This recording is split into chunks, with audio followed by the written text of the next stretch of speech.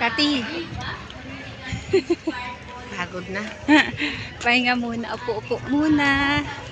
Dito kami sa tuktok ni Regina Rica. At thank you, Lord. Thank you, Mama Mary. Nakapunta rin kami dito ng safe. Naligtas po. Sana po pag-uwi namin at pagbiyahe namin pabalik, safe din po kami makaka-uwi. Thank you, Mama Mary. Ayun po. First time namin makapunta dito ni Kati sa Regina Rica.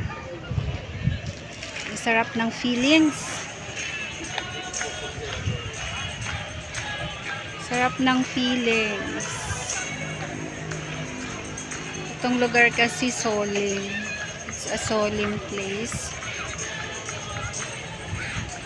Dito para kang nabunutan ng tinik.